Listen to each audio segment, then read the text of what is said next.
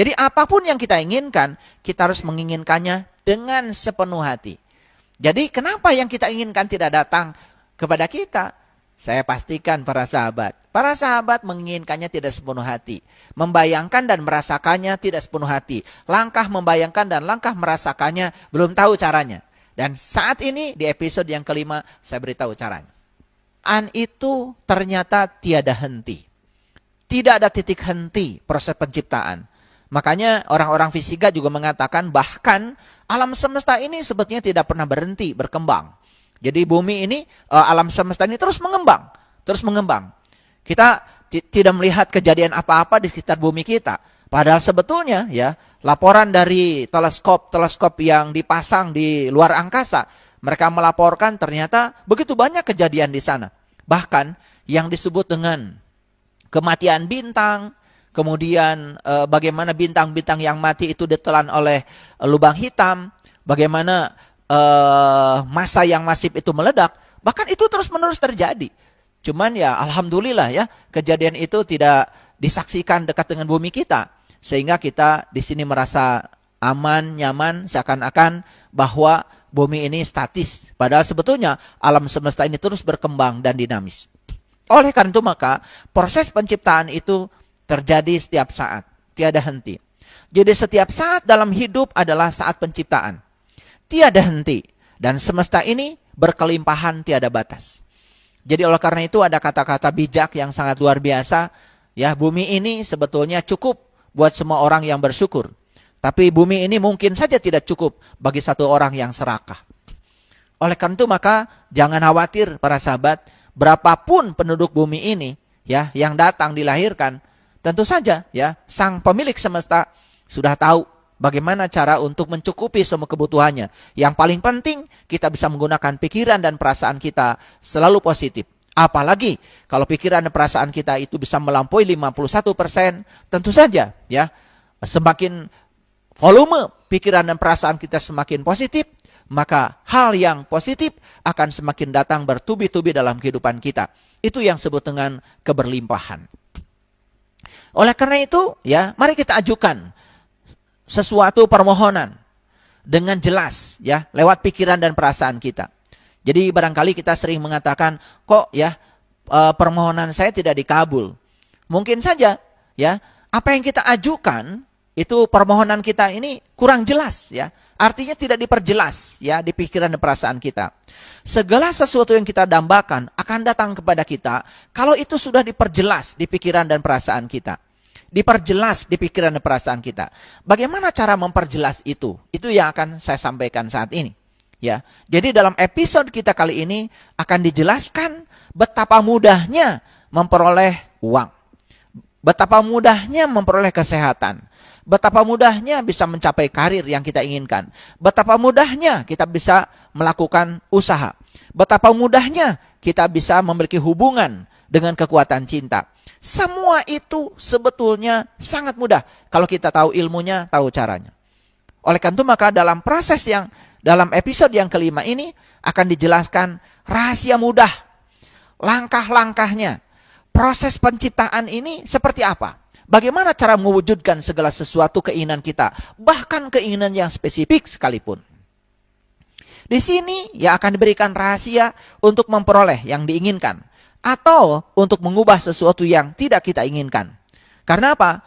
Memperoleh yang kita inginkan, atau mengubah sesuatu yang tidak kita inginkan, sebetulnya prosesnya sama saja. Semua ada di pikiran dan perasaan kita. Ya, itu. Baik ya. Nah, kembali kepada proses penciptaan. Bagaimana proses penciptaan? Kembali lagi para sahabat. Kita harus kembali mendudukan bahwa dalam Quran surat Al-Fatihah Allah mengatakan Alhamdulillahi Rabbil Alamin. Segala puji milik Allah dan Allah adalah Rabb bagi sekalian alam. Jadi kalau alamin itu dalam bahasa Arab itu sering diartikan berasal dari kata alamat. Jadi alamat itu adalah ciri.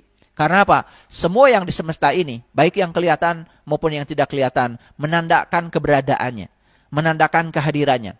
Karena tidak ada satu ruang pun di semesta yang tidak ada kehadirannya, yang tidak ada keberadaannya. Jadi sebetulnya ya bukan Allah yang ada dalam diri kita, tapi diri-diri kita ini, semua makhluk ini sebetulnya ada dalam dirinya Allah, ada dalam dirinya Tuhan. Oleh karena itu, orang-orang yang sampai hari ini merasa ada ilusi keterpisahan dengan Tuhannya, sama saja seperti seekor ikan yang setiap saat mengambil kehidupan dari samudra, tapi dia masih mempertanyakan di mana samudra. Makanya sekali-kali ikan itu perlu loncat dari samudra. Maka ketika ikan itu loncat dari laut, dia baru bisa menyaksikan, oh ternyata, ya itulah tempat hidup saya. Makanya untuk tahu bahwa dia selama ini tinggal dalam laut, sekali-kali dia harus keluar dari lautan. Makanya coba perhatikan ya, ikan lumba-lumba, ya ada yang loncat ke atas. Kenapa loncat ke atas? Dia sedang merasakan sensasi. Bagaimana keluar dari medan kehidupannya sendiri. Sehingga dia bisa meyakinkan bahwa sebetulnya dia bersama dengan tempat hidupnya. Baik ya, kita masuk lagi kepada proses penciptaan. Jadi proses penciptaan itu para sahabat cuma 3 saja. Sangat sederhana. Yang pertama, bayangkanlah. Yang kedua, rasakanlah. Yang ketiga, terimalah. Ini kata-katanya sederhana, tetapi harus dipahami dengan cermat. Jadi yang pertama, bayangkanlah. Yang kedua, rasakanlah. Yang ketiga, terimalah. Nah, oleh karena itu maka Einstein pernah mengatakan, ya, jadi kalau pikiran itu hanya menghubungkan kita dari A ke B. Sedangkan imajinasi bisa menghubungkan kita dari A ke B, ke C, ke D, sampai ke Z. Bahkan tanpa batas. Itulah hebatnya imajinasi. Jadi imajinasi yang saya maksud di sini. Ya, bayangkanlah, rasakanlah, dan terimalah. Bagaimana membayangkan? Langkahnya seperti apa? Awas, jangan salah ya. Yang pertama, gunakan pikiran untuk memfokuskan dan membayangkan apa yang kita inginkan. Tentu saja, ya, alatnya adalah pikiran. Yang pertama, gunakan pikiran untuk memfokuskan dan membayangkan apa yang kita inginkan. Yang kedua, bayangkan diri kita berada bersama dengan yang kita inginkan itu. Jadi tidak cukup hanya dengan membayangkan apa yang kita inginkan. Tidak cukup hanya dengan memfokuskan pikiran kita pada yang kita inginkan. Tetapi harus melampaui yang kedua. Apa itu? Bayangkan diri kita berada bersama dengan yang kita inginkan itu. Jadi yang kita sudah bersama dengan yang kita inginkan itu. Walaupun masih dalam pikiran, tapi pikiran sudah bisa menjangkau ke sana. Itu hebatnya pikiran. Pikiran itu luar biasa. Ya, jangkauannya sangat luas. Jadi yang pertama, gunakan pikiran untuk memfokuskan dan membayangkan apa yang kita inginkan. Yang kedua, bayangkan bahwa diri kita sudah berada bersama dengan yang kita inginkan itu. Walaupun baru dalam pikiran. Lalu yang ketiga, bayangkan diri kita melakukan berbagai hal dengan apa yang kita inginkan itu. Jadi kita ini ya sudah melakukan berbagai hal. Walaupun baru tingkat pikiran dengan yang kita inginkan itu. Dan yang keempat, bayangkan diri kita memiliki yang diinginkan itu. Jadi saya beri contoh lah sederhana ya. Ya, saya menginginkan sebuah mobil dambaan saya yang saya sangat senangi. Ya, dan itu sudah berkali-kali saya coba. Jadi yang pertama, saya menggunakan pikiran tentu saja untuk memfokuskan dan membayangkan mobil mana yang saya inginkan. Ya. Nggak usah berpikir uang, ya, karena semesta yang akan menyelesaikan caranya. Nah, kita itu sering berpikir cara. Tugas kita itu yang pertama. Yang kedua, saya membayangkan bahwa diri saya sudah bersama dengan mobil itu. Saya membayangkan bahwa diri saya sudah bersama dengan mobil itu. Lebih dalam lagi, saya membayangkan bahwa saya sudah melakukan berbagai hal dengan mobil itu. Saya berpergian ke sini, ini bukan halusinasi, bukan. Ini imajinasi. Ya, ini bukan halusinasi. Jadi kalau ada orang mengatakan ini halusinasi, itu karena tidak tahu ilmunya. Ya, ini harus dipraktekkan. Ya, saya seakan-akan sudah melakukan berbagai hal dengan mobil yang saya impikan itu. Saya sudah pergi bersama keluarga. Itu nggak apa-apa. Itu imajinasi. Nah, saya perlu kasih tahu ya para sahabat. Coba ya, produk teknologi yang hari ini kita nikmati, kan sebenarnya hasil imajinasi. Mungkin 5.000 tahun yang lalu orang mengatakan impossible. Tapi sekarang orang mengatakan I am possible. Jadi impossible itu menjadi I am possible. Itu sebabnya ya, kalau kita berada di tataran ruang dan waktu, kita akan terjebak oleh hukum kausalitas. Sebab akibat. Tapi begitu kita melampaui ruang dan waktu, masuk dalam dimensi kuantum, masuk dalam dimensi energi, apa yang terjadi? Di situ kita akan memasuki yang namanya probability. Artinya, kemungkinan lebih banyak lagi. Itulah hebatnya ya. Dan itu sudah diramalkan oleh fisika kuantum. Ya, bahwa apa yang dapat kita bayangkan, sebetulnya itu sudah ada barangnya. Sudah ada kejadiannya saat ini. Cuman apa? Hanya soal waktu untuk hadir dalam kehidupan kita. Kita yang harus menariknya. Jadi para sahabat, sekali lagi ini agak dalam ya. Ini saya ulang-ulang. Yang pertama ya, bagaimana cara membayangkan? Gunakan pikiran untuk memfokuskan dan membayangkan apa yang kita inginkan. Yang kedua, bayangkan diri kita sudah berada bersama dengan yang diinginkan itu, walaupun di tingkat pikiran. Yang ketiga, bayangkan diri kita sudah melakukan berbagai hal dengan yang kita inginkan itu. Dan yang keempat, bayangkan diri kita sudah memiliki yang diinginkan itu. Ini ya, membayangkan. Jadi bukan membayangkan tuh seperti yang selama ini dilakukan banyak orang. Makanya disitulah pentingnya kita harus melek, harus literasi, harus melek ilmu ya. Makanya janganlah jadi orang yang tidak tahu, tapi kita tidak tahu bahwa kita tidak tahu. Lebih bagus jadi orang yang tidak tahu, tapi kita tahu bahwa kita tidak tahu. Maka semesta pasti akan memberitahu. Nah, sekarang bagaimana merasakan? Kan tadi ilmunya, proses penciptaan itu cuma 3. Yang pertama membayangkan, yang kedua merasakan, yang ketiga menerima. Bagaimana cara merasakan? Baik para sahabat, merasakan pun ada prosesnya. Yang pertama ya, pada saat bersamaan dengan membayangkan tadi, pada saat bersamaan nih dengan membayangkan tadi, jadi ini di dimensi pikiran tadi, tapi cuman ini di dimensi perasaan, kita harus merasakan cinta terhadap yang kita bayangkan itu. Kita maksudnya cinta dimaksud apa? Cinta itu kan kekuatan positif. Jadi kita merasakan hal positif ya dengan yang kita bayangkan itu. Itu pada saat bersamaan dengan membayangkan, kita harus merasakan kekuatan positif terhadap apa yang kita bayangkan itu. Jangan ada ketiadaan kekuatan positif. Yang kedua, kita harus membayangkan dan merasakan berada bersama dengan yang kita inginkan itu. Jadi kalau tadi kan langkah kedua dalam membayangkan, ya kita memikirkan seakan-akan kita sudah bersama dengan yang kita inginkan. Nah di sini kita merasakan seakan-akan sudah bersama dengan yang kita inginkan. Lalu langkah yang ketiga, kita harus membayangkan dan merasakan berbagai hal bersama yang diinginkan itu.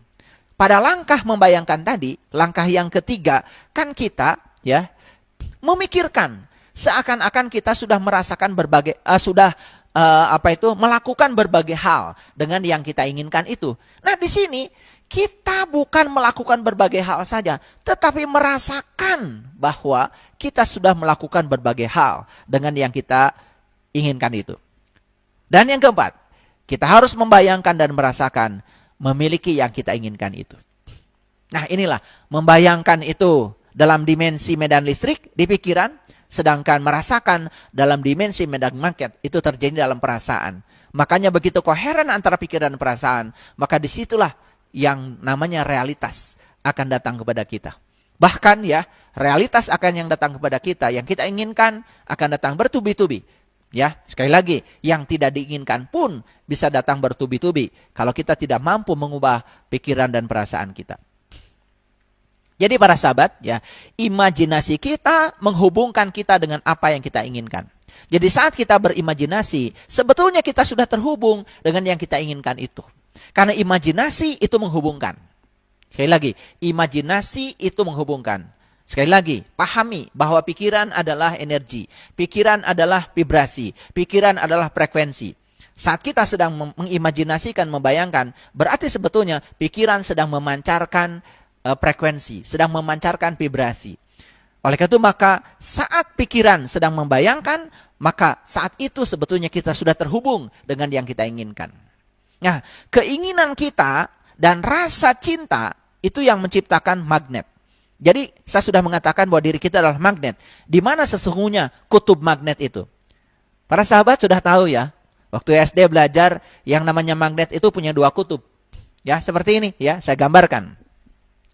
Magnet itu punya dua kutub ya. Jadi kalau ini adalah magnet, sebut aja magnet batang. Jadi banyak sekali di laboratorium bentuk-bentuk magnet. Ada magnet batang, ada magnet uhu, ya, macam-macam bentuk magnet. Ya, yang jelas, kalau ini magnet batang, ya, maka dia punya dua kutub, ini utara, ini selatan. Dan kalau ini dipotong segini, ya, digergaji, dipotong, bahan magnet ini, dia tetap aja. Tidak mungkin magnet itu memiliki utara saja. Pasti ada utaranya, ada selatan. Makanya, magnet itu tidak pernah monopol. Tidak pernah monopol. Ya, dia selalu dipol. Dipol itu artinya selalu memiliki dua kutub. Kalau ini dipotong lagi, tidak mungkin utara saja. Dia akan memiliki sama, ya, utara dan selatan, walaupun ukurannya lebih kecil. Ini dipotong lagi, dia akan memiliki utara dan selatan. Utara dan selatan. Terus dipotong, sampai pada tingkat yang elementer. Itu yang disebut dengan dipol. Makanya dipol magnet dalam fisika itu adalah elemen terkecil magnet. Apa itu? Tiada lain adalah atom. Makanya dalam atom itu ada inti atom, ada elektron yang bergerak mengelilingi inti. Dan ketika elektron bergerak mengelilingi inti, dia seperti arus listrik. Makanya dalam fisika itu yang namanya dipol magnet, rumusnya M, itu tiada lain adalah berapa besarnya arus, berapa besarnya luas. Jadi ketika arus listrik dikalikan luas yang dikelilinginya, itu yang disebut dengan dipol magnet. Nah, itulah yang disebut dengan magnet elementer. Maka magnet tidak pernah monopol, selalu dipol. Nah, jadi kalau magnet aja dipol, ada utara selatannya. Kalau tubuh kita magnet, di mana sebetulnya kekuatan magnet tubuh kita? Satu di pikiran, itu utaranya. Satu di perasaan, itu adalah selatannya. Jadi kalau pikiran dan perasaan ini, itu adalah bagian yang paling kuat. Maka oleh karena itu, maka pikiran dan perasaan berpadu, itu yang menjadi sifat magnetis. Maka diri kita ini adalah magnet. Kalau diri kita magnet, kan diri kita bisa menarik semua ya hal yang di sekitar magnet kita. Terserah kita mau menarik apa. Mau menarik yang positif atau mau menarik negatif, semua urusan ada pada kita. Jadi dari sini bisa paham ya, para sahabat. Ya, ini saya jelaskan aspek sainsnya supaya semuanya mengerti. Baik ya. Jadi keinginan kita dan rasa cinta itu menciptakan magnet. Sekali lagi, yang saya maksud dengan rasa cinta itu adalah kekuatan positif, bukan rasa perasaan, ya. Gitu. Makanya manusia itu cuma dua. Ada yang kehadiran cinta, ada yang tidak kehadiran cinta. Makanya begitu kita sadar bahwa diri kita punya cinta, itu kekuatan positif. Tugas berikutnya adalah menggunakan kekuatan positif itu. Nah, menggunakan kekuatan positif namanya mencintai. Jadi banyak orang yang punya cinta. Dia punya kekuatan positif, tapi dia tidak mampu menggunakan kekuatan positif itu. Ya, makanya dia punya cinta tetapi tidak bisa mencintai. Nah, keinginan kita dan rasa cinta menciptakan magnet. Jadi mengerti ya, keinginan berasal dari pikiran, rasa berasal dari perasaan, dan itu akan membentuk kutub-kutub magnet. Makanya kalau digambarkan medan magnetnya seperti ini, para sahabat. Jadi bagian yang ini, itu, jadi magnet itu ya punya yang disebut dengan garis gaya magnet. Ya seperti ini, keluar dari utara, masuk ke selatan. Ini juga sama, keluar dari utara, masuk ke selatan. Nah, bagian yang sini terus begitu, ya. Gitu. Ini juga sama. Nah, perhatikan ya, bagian yang sini, ini kalau digambarkan semuanya, ini kan bagian yang paling rapat. Bagian yang paling rapat. Bagian yang paling rapat. Tapi bagian sini renggang. Itu artinya bagian sini kekuatan magnetnya kuat. Bagian sini kekuatan magnetnya kuat. Dan ternyata bumi kita pun sebetulnya dipol. Karena bumi ini punya kutub utara magnet, punya kutub selatan magnet. Bayangkan ya, bumi saja magnet. Jadi sebetulnya semua yang di alam ini bersifat magnet, para sahabat. Cuman kita tidak pernah menyadari. Kalau tubuh kita ini istrinya cuma dua. Tubuh kita isinya cuma dua. Satu listrik, dua kimia. Makanya kalau sistem kelistrikan dan kimiawi tubuh kita bagus, maka tubuh ini akan memproduksi hormon-hormon yang menyehatkan. Tubuh kita menjadi sangat sehat, tidak mudah sakit. Sebaliknya ya, kalau sistem kelistrikan, sistem kimiawi dalam tubuh kita itu kurang bagus. Itu yang menyebabkan tubuh kita sangat rentan terhadap penyakit. Ya, jadi disinilah pentingnya peran diri kita dalam proses penciptaan. Yuk, kita mau berperan apa dalam proses penciptaan gitu? Ulangi ya, proses penciptaan cuma 3. Membayangkan, merasakan, kemudian menerima. Nah, kuncinya di mana? Kuncinya di membayangkan, tadi ada 4 langkah, di merasakan ada 4 langkah. Ulang-ulang para sahabat, sampai para sahabat mengerti ini. Lalu dipraktekkan. Laporkan pada saya. Luar biasa ya hasilnya. Baik. Nah, jadi yang tadi baru 2 langkah ya. Yang pertama membayangkan, yang kedua adalah merasakan. Nah, bagaimana langkah untuk menerima? Awas ya, menerima tuh bukan begini, bukan begitu ya. Ini ada ilmunya. Yang pertama, langkah yang pertama. Kekuatan cinta atau kekuatan positif akan bekerja lewat kekuatan alam. Jangan lupa ya, kekuatan positifnya akan bekerja lewat kekuatan alam. Jadi alam ini ya tidak diam. Dia punya kekuatan. Baik yang kasat mata maupun yang tidak kasat mata. Untuk apa? Untuk menghadirkan apa yang kita inginkan. Jadi sebetulnya yang kita inginkan ini tentu saja bukan dihadirkan oleh kita. Dihadirkan oleh kekuatan alam. Nah sekarang bagaimana kekuatan cinta kita itu bisa ya menggerakkan agar kekuatan alam bekerja untuk menghadirkan yang kita inginkan. Itu langkah yang pertama. Yang kedua, pahami. Kekuatan alam akan menggunakan berbagai keadaan, kejadian, orang untuk menghadirkan apa yang kita inginkan. Jadi, ya cara alam menghadirkan yang kita inginkan ini pasti dong menggunakan berbagai keadaan atau orang, ya, atau apa saja yang menjadi lantaran. Kan tidak mungkin kan uang jalan ke rumah kita karena dia tidak punya kaki. Pasti datang ke rumah kita itu ya lewat kita berhubungan dengan orang, mungkin saja ada hubungan bisnis, ada hubungan apa, ada hubungan kasih sayang, sehingga orang bisa memberikan uang. Kan uang itu datang kepada kita dibawa oleh orang, tapi orang ini digerakkan siapa? Digerakkan oleh kekuatan alam. Lalu kenapa alam bisa menggerakkan orang ini? Karena kita yang mengundangnya.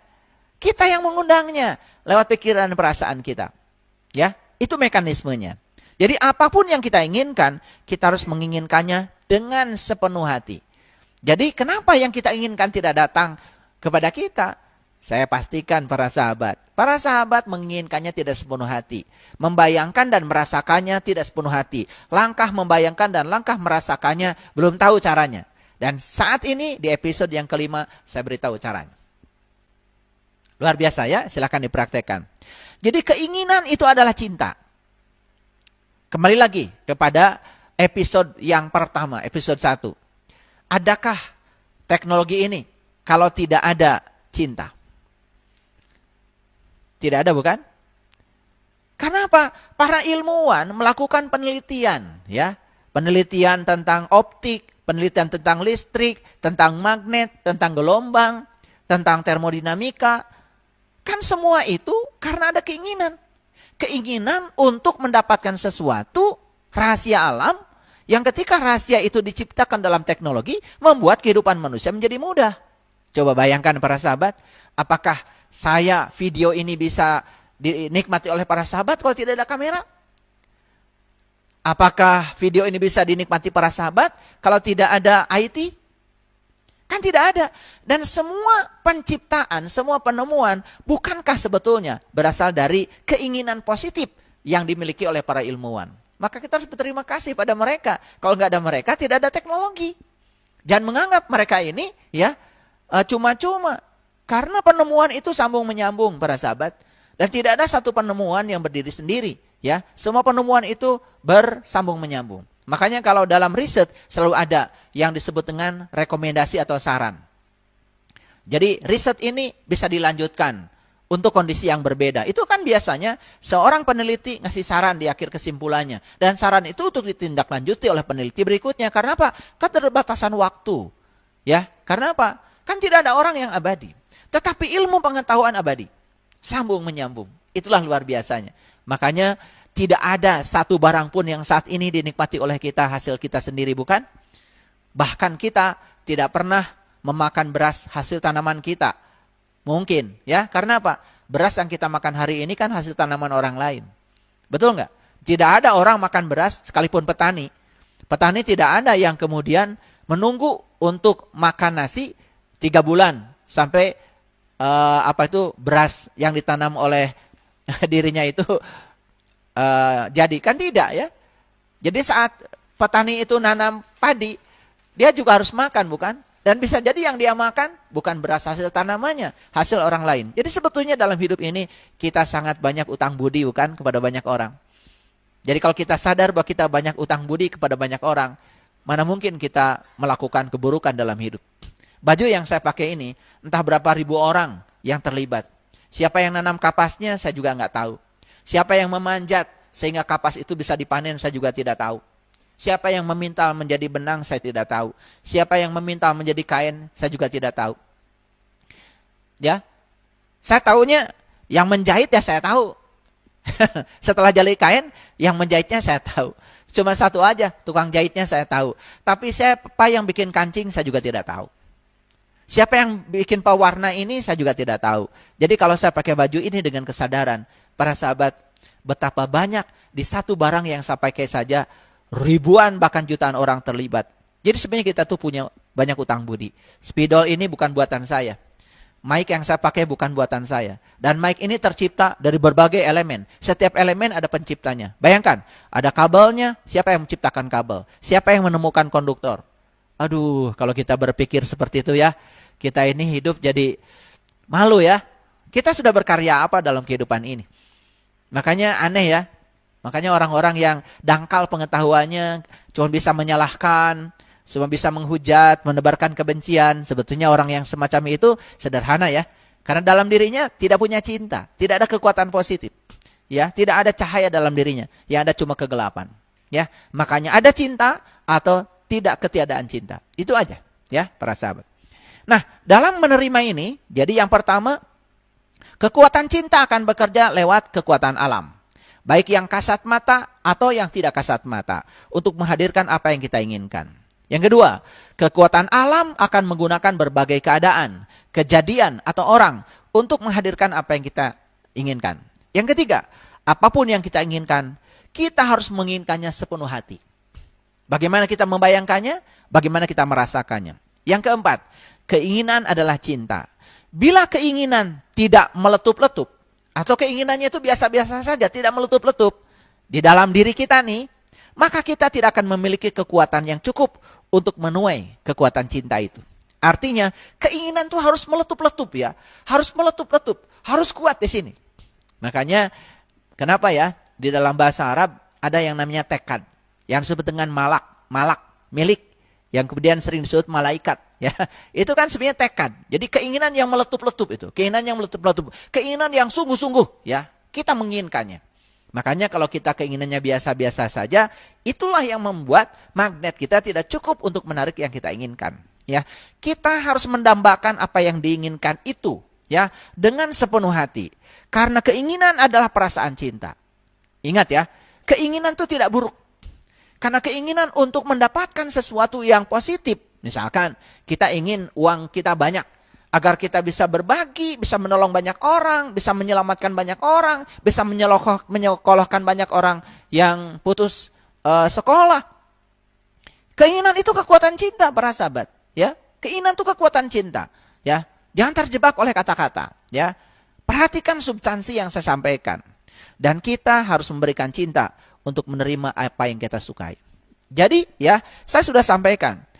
Ya, bagaimana rasa kita terhadap uang? Bagaimana rasa kita terhadap hubungan? Bagaimana rasa kita terhadap kesehatan? Rasa kita terhadap semua itu menentukan. Kalau rasa kita negatif, misalnya sederhana saja, ketika diajak sama saya, minggu depan kita ke Bali yuk. Nah, kalau rasa kita negatif, langsung, wah, uang dari mana? Itu rasa kita terhadap uang sudah negatif, maka kita tidak akan pergi ke Bali. Tapi setidak-tidaknya kalau rasa kita positif, yuk, pasti ada uangnya. Pasti saya punya uangnya. Pasti saya ke Bali. Kalau rasanya positif terhadap uang, uang juga akan datang. Jadi sebetulnya rasa kita yang menarik. Nah, jadi ketika rasa kita positif akan menarik hal yang positif. Berarti yang kita inginkan. Kalau rasa kita tidak positif, kita menarik yang tidak kita inginkan. Apa itu? Ketiadaan uang. Sehingga orang pergi ke Bali, kita tidak ikut pergi ke sana. Karena apa? Ya karena kita ya tidak sepenuh hati menginginkannya. Dan ini dianggap sepele ya, padahal ini adalah hal yang sangat bagus ya, sangat penting ya. Ini adalah kuliah yang sangat penting para sahabat. Oleh karena itu, pahami, cermati setiap kata yang saya sampaikan.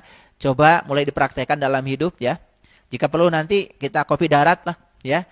Silahkan ya kalau tidak percaya dengan apa yang saya sampaikan ya. Itu luar biasa.